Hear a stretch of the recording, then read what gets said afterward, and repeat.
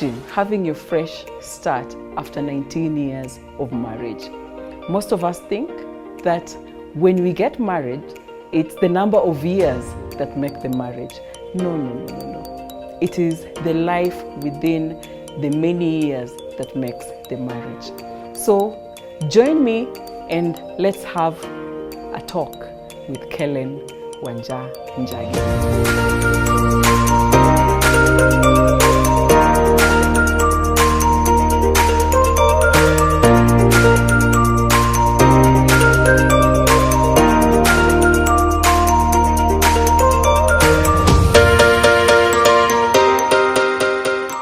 Let's welcome our guest today and allow her to introduce herself.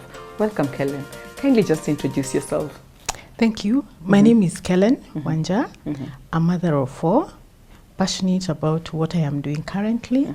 I am a survivor of emotional abuse. Wow. Welcome again to the show. Kindly just take us back how your journey began in this emotional abuse relationship or marriage. First and foremost, I got married pretty early. I got married at the age of 22, very fresh from college. Yeah, I can imagine. Very young and didn't know much, you know, just out there to do life. And so I got into this and I started feeling crazy, you know, a lot of things. I didn't understand exactly what marriage was in the first place. You know, in our days, there wasn't much in as far as preparation into marriage was concerned. Growing up. Yeah, but there was a way that you had been told about marriage. What was the story you had in your head about marriage? The story I remember I had inside my head was basically just what I observed, even from my aunties, my uncles. I remember a couple, an uncle and auntie of mine, I used to observe them a lot and I used to think, marriage looks nice, just by the way they carry themselves, you know, but you know, we don't know the nitty-gritties of what it is there.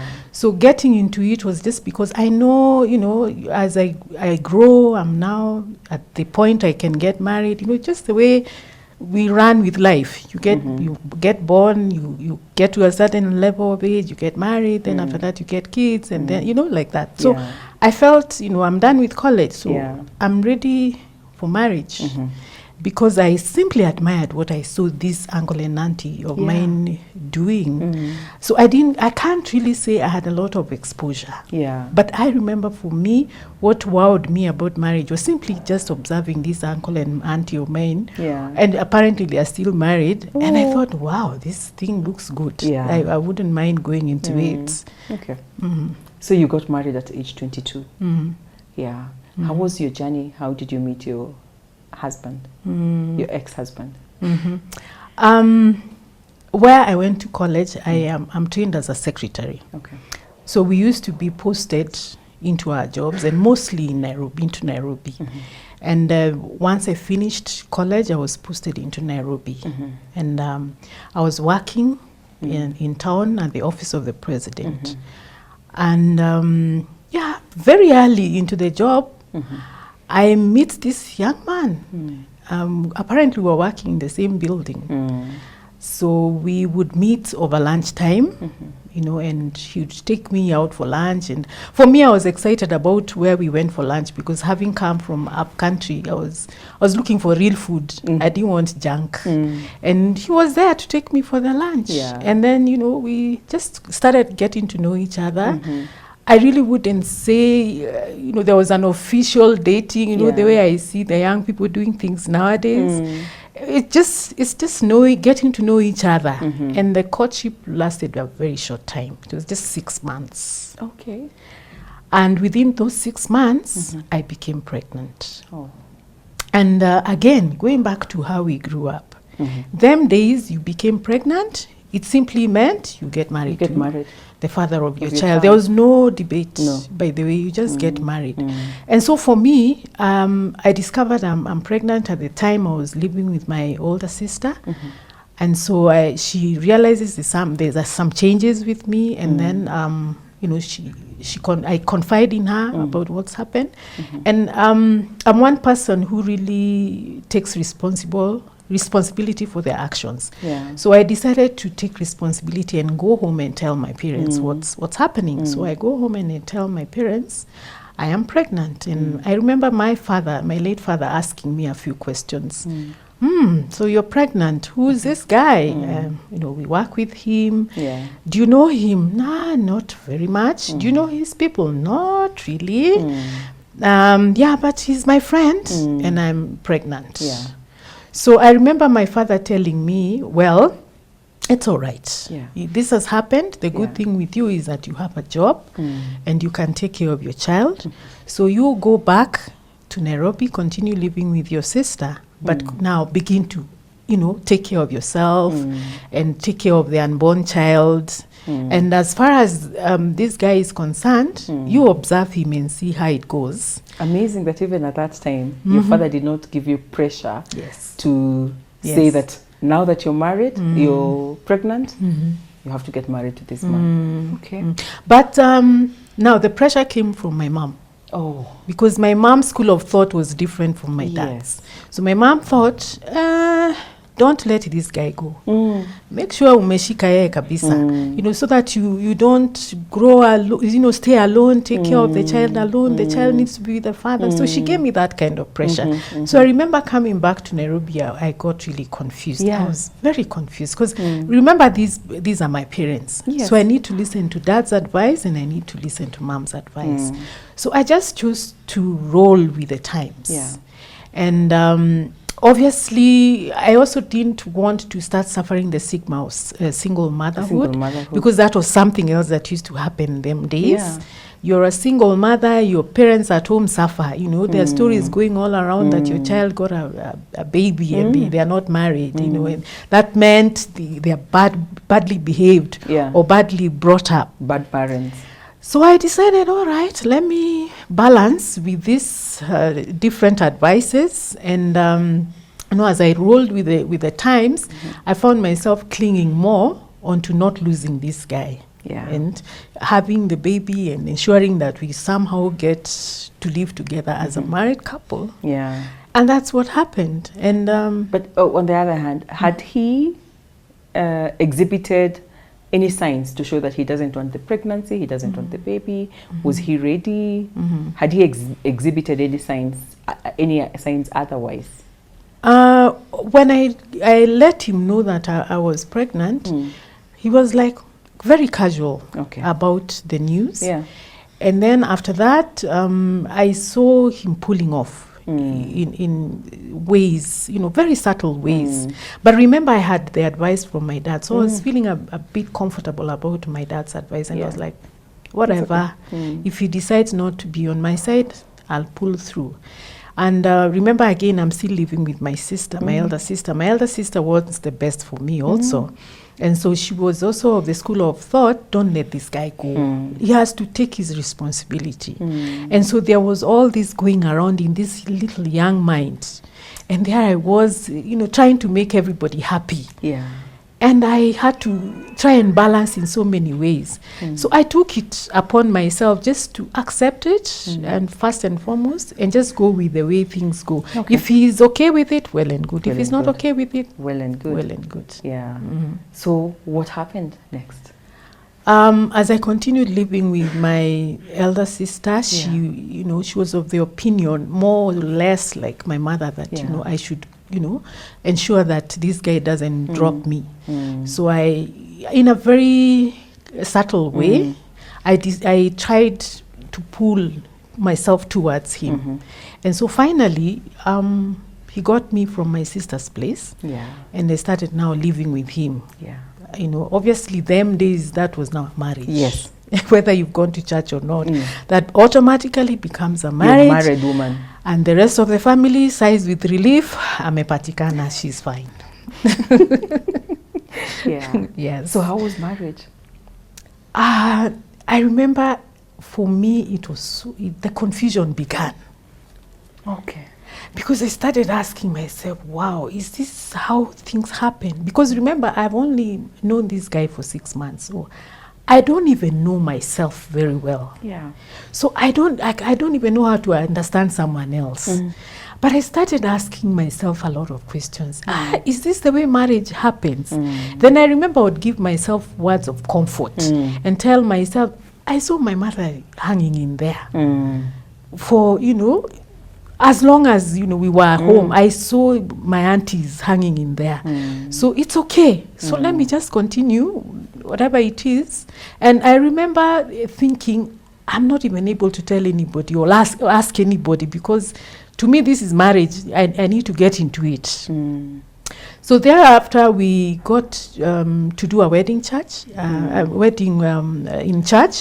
And that was after now the baby was like a year. Okay. And I remember even as we were going to church, I had my own little doubts. But then I was thinking, I just need to be a good girl and everything will be okay. Whatever it is, I'll just do my best. Be the kind of wife I should be. Try to picture what I used to see my mom doing and believing that I'll be okay. It will work. Little did I know, it didn't really have to do with what I do. It's about the character. Yeah. Where I sit now, I understand. It had to do with the character. Yeah. Because even as we went on doing the wedding, I remember, seeing red signs and thinking to myself, I just need to be a good wife and a good girl, and all will be well. What were the red signs that you used to see and convince yourself that the goodness in you as a wife would make it work? I remember one of the things that really struck me is he started suppressing me and oppressing me from the word go. In the sense that, remember, I've come from my sister's place. So my family are still my family. So whenever I need to relate with them, see them, visit them, I would ask for permission and I would be told no. And I used to wonder, why can't I go to my sister's place? And I would be like, did you hear what I said? I just need to go to my sister's place. And I'd be told no. And I used to get really confused. So that's isolation. Yes, I got the isolation. And even friends. I didn't have many friends, apart from the ones I had made in college. Because remember, I'm a fresher even in Nairobi. So I don't know very many people. But I still have my college friends who used to work around the ministries in town also. And once in a while, I'd be like, I need to go and see a friend of mine. And I'd be told no, without any explanation. And that used to leave me feeling, really? I don't understand. Then I'd convince myself and say, maybe this is submission. Probably this is what it looks like, so it's okay. Let me just keep quiet. So slowly by slowly, my life started being shut out. So I didn't have a lot of social space. I'll just be there from work home, and that didn't feel good at all. And were there still lunches? Because you were on the same building. Was he still taking you for lunch, or now the lunch has stopped? The lunch also stopped. Yes, the lunch is stopped. Even the calls weren't going anywhere anymore. I'll be now, running home because remember, I also have a little baby. Yes. So I'm also doing my part as a mother. So I'm putting my energy on the baby and also doing my best from what I know, the little I knew, to be the good wife. And so there was nothing. That all stopped. Wow. And for me, I didn't even realize because I felt, I need to take care of the baby. So I didn't want to really bother so much about what's not happening in terms of dating, as far as the dating was concerned. Wow. Powerful story, Kellen. For a 22-year-old girl experiencing marriage and the marriage turning out not to look like what you had in mind. Remember to subscribe to the channel and press on the bell notification button so that you're notified anytime we share new videos. So Kellen, 22, married, you have your children. I think at this time you already have children. How many? 4. You have 4. Okay. So things have not turned out the way you had thought they would. What what is the significant thing that happened in your marriage that actually made you know this is not how a marriage is supposed to be? Yeah. All right. 22 years is a long time, and the details that got into all this are many. Yes. Because for me, it was emotional abuse. Yeah. And emotional abuse, the way I can describe it, is a monster that eats you slowly. Yeah. You don't even understand it in the first place. So you're thinking you're doing marriage, you're you're running to church looking for help, then you're told go and submit, so you go and submit. You're told do Proverbs 31, woman, you go back and you try it. You're trying all sorts of prayers and fasting, it's not working, and then the suppression and the oppression is still going on. And in the process, what happened to this 22-year-old girl is that she now started going down. Yeah. So in the process, I ended up being in and out of depression. And not even understanding what it is in the first place. Because what I understood, or what I remember hearing from my mother, is that as long as it's not touching you, then you're okay. And for me, I kept saying, let me continue going on, because after all, Mom said he's not touching me. And even for me as Kellen, what happened later is that I got to understand the different forms of abuse. Yes.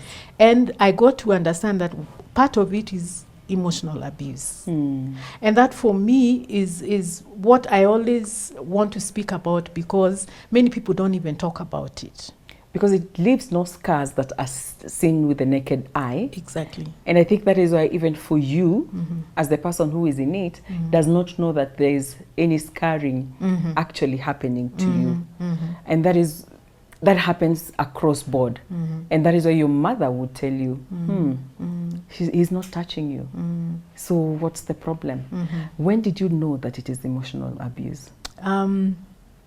Now, I was around in the 19th year in the marriage, and things have become so bad for me. I can say I had lost myself. I had no self-esteem. I had no self-confidence. I didn't have friends. I had now been successfully isolated. So I was just a living shell. And I remember one time thinking to myself, I can't do this kind of life anymore. Wow. And I decided to look for help. Thankfully, at that time, I had joined the current church that I go to, and I decided to seek for help, because I was doing what we call shepherd leadership at that particular time. And I decided to consult my leaders at that particular time, the ones I was answerable to. And one day we had a sitting, and I told them I gave them details of what I had been going through. And I remember... Was it the first time you were now sharing details about what you were going through? I can say so, because in between I had tried to talk to a friend or two, even to talk to my sister, talk to my mother here, but nobody really quite seemed to understand what I was going through. And that used to frustrate me. Is it because you were not saying everything? Because again, at times as women, going out there just to share what is happening in our marriage is so difficult. And we cut out some things so that we package this message well, and it can be hard. So were you always as candid as you were when you shared it with these friends of yours in church? A few, yes. Oh, I had okay. particularly two friends who I was very candid with. And I remember what I saw in them was frustration also. Oh, okay. Because they didn't understand what it was. In fact, much later, when I began to speak about it, they were like, now I understand what you were going through. They weren't seeing it then. But the moment now I'm able to speak about it more clearly, even for them, they were able to understand, that is what you were going through, So the journey was very difficult for me, because not being understood was a very tough place to be at. It can make you think you're the insane one. Exactly. Yeah. In fact, I remember feeling insane. Oh, you did? Yes. So when I spoke now to my leadership in church, that's when this pastor told me, no, this is not right. This is not what you're created for. And for me, that was an aha moment. This coming from a pastor, you know. Finally, somebody understands had you me. and had seen you. Exactly. Yeah. And she went even a step further and found me somebody who would get me, you know, more into getting more help. And so this lady is the one who told me, you know what, you need legal assistance, number one. I said, I don't even have the money to go see a lawyer. Don't even speak about legal assistance. She said, no, this organization I'm going to take you to, they don't charge. They just deal with women who are battered like you. I said, which organization is this? And I remember asking from a very weak point. But I just needed help. So that's when she pointed me out to Feeder Kenya. And that's when I went there. And I met this wonderful lady who took me through counseling. Extensive counseling, because I did it for about 1.5 years. And now as I was going through my counseling is when she brought it out. She told me, you know what you've been going through is called emotional abuse. And I remember asking her questions. What do you mean emotional abuse? Just break it down for me like a 2-year-old. And she told me just the way you've been describing it, because emotional is not physical. Yes. I said yes. And then you're suppressed and oppressed. And then it is verbal. And then it comes with all other things like, you know, you're denied the basic rights. Food, shelter, you know, because I would be locked outside. Oh, so you'd be locked outside. Yes, I would sleep outside my house because I came in after him. And so that was denying me a right, a basic right to sleep in my house. So I got to understand, for me, that opened my eyes, and I began to realize, oh, this is what I have been going through, and it has a label. It was very emotional for me, because I couldn't understand why a human being would do these things to me. Why me? Did I deserve this? What did I do to get myself all this bad treatment? So that must have been your grieving period. Because now you realize that you're in an emotionally abusive marriage and you have been emotionally abused. And when they tell you that they're looking for a legal assistant for you, is it at that point, is it what you wanted? Ending the marriage, was it something that you had thought about? To tell you the truth, I had never really quite thought about a divorce. But, you know, when I got to understand the whole aspect of emotional abuse, the pain, feeling that somebody actually did this to me, just because I remember asking this lady at Feeder, did he know what he was doing to me? And she said, yes. So he was inflicting the pain and he was okay with it. She said, yes, that did it for me. I was like, I can't continue living with somebody who just wants to slowly kill me. And so for me, when after the 1.5 years of counseling, I was sure I'm done with this. This is what I want. Yes. But I want to also put a caution as I say this, that I did it with a lot of prayer. I really asked God to guide me and to show me which way to go. So that whatever decision I made it knowing really I have sought permission even from my Father in heaven. And what would you say to people who would think that those two sentences don't go together?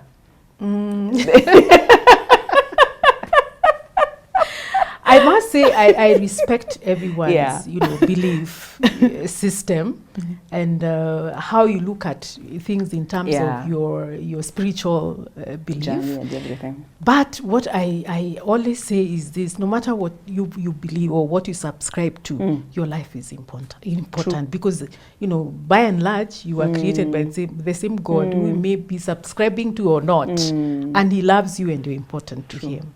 Yes. Okay. So that is when you got your aha moment that things have to shift. I am not going to stay in this marriage. I need God to support me to make the right decision.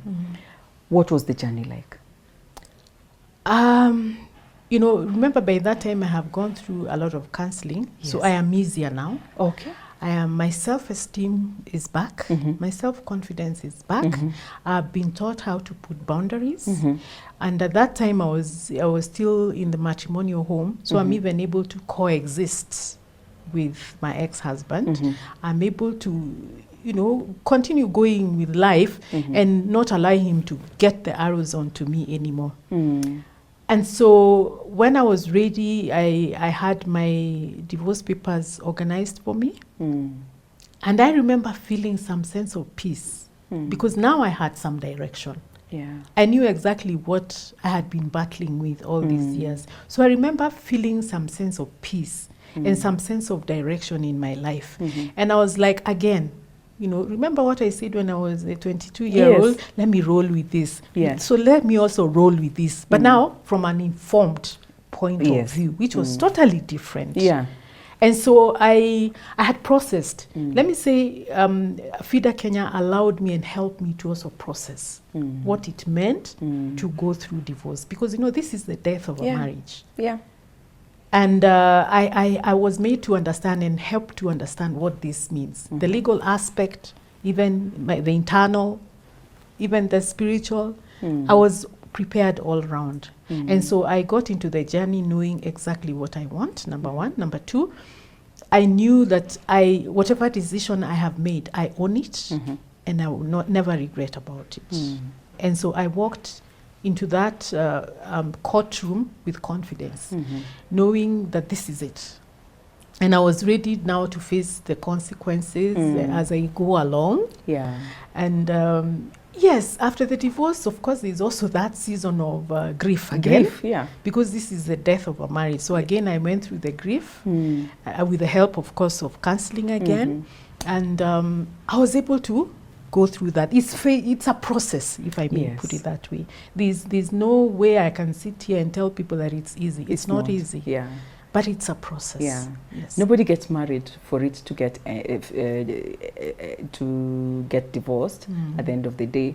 So even living a bad marriage becomes there's a grief period that I'm glad that you've mentioned that you've gone through. What are the things that you would tell the 22-year-old you today? If you're to tell her, if you're to give her advice, what would you tell her? I would tell her to, first and foremost, to remember that she's important, number one. Understand yourself. Because you see, the way I look at a 22-year-old today is different from the 22-year-old I was then. Because the fortunate thing is, today there's a lot of information out there.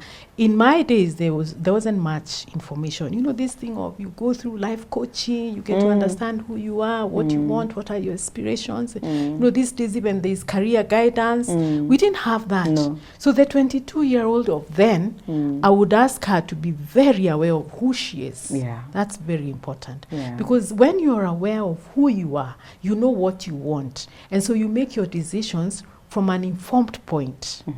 And obviously, I would ask her not to rush into, it's okay to date, but don't rush into marriage. Take your time. Yeah. Get to understand this partner. Better a broken engagement than a broken marriage. What would you tell a woman who is in the same situation as you were? Yeah, watching you today. I would tell them to seek help. And do not be ashamed to talk about what you're going through. Because the longer you stay in that marriage and you're going through all this abuse, you're actually destroying yourself. And number two, you're destroying your children. And these children, they observe what is going on. And so you're in there, hanging in there for whatever reasons, because one of the reasons we hang in there is because of our children. And the children observe, and they begin to hurt, and they internalize their hurt.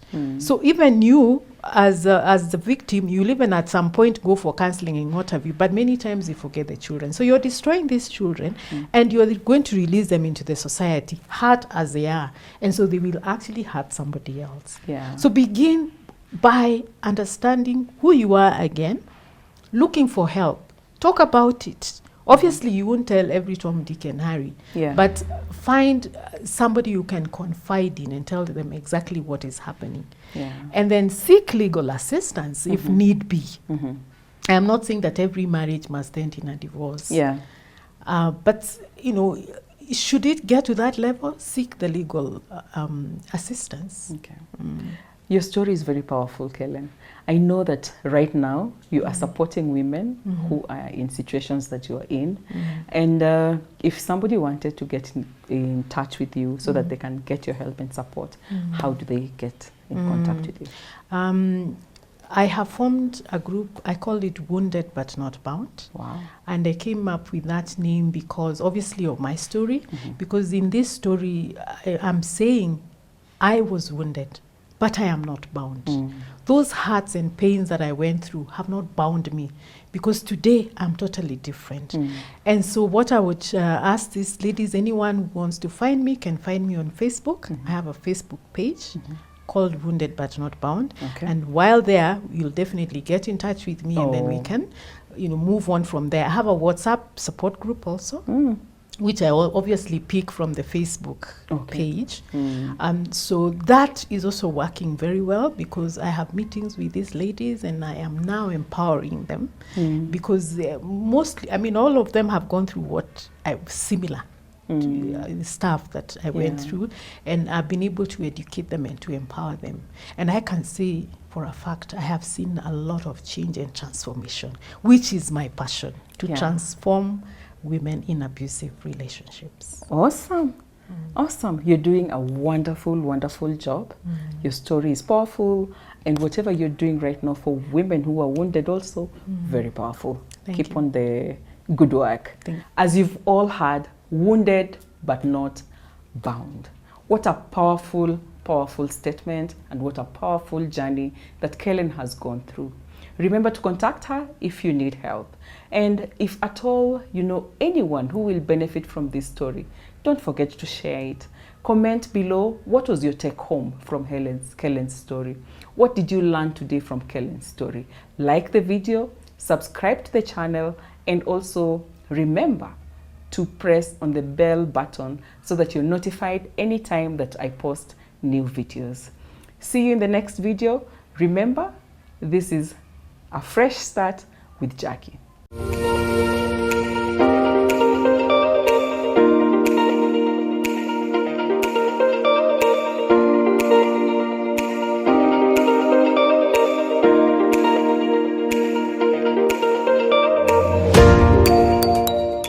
So this is my take home from today's episode, where we had Kellen share her experience and her journey towards her fresh start after 19 years of marriage. That first, whatever we do in marriage is what matters. It's not the number of years that matter. And there are many types of abuse that we face. Emotional abuse, economical abuse, physical abuse. So be aware of the abuses that are around, so that you can notice them and you can know what to do if you are faced in any of these situations. And the major thing that today I'm taking home from Kellen's story is self-care. Know yourself, know who you are, and seek help. In case you're in trouble, in case you're feeling afraid in your relationships, that is a red flag. Seek help. Don't stop seeking help. You'll meet people that don't understand you, like Kellen. There are people who didn't understand what she was going through in the initial years when she was explaining it. But with time, she continued doing it until somebody someday told her, I know what's happening. What you're going through is emotional abuse. So don't stop seeking help.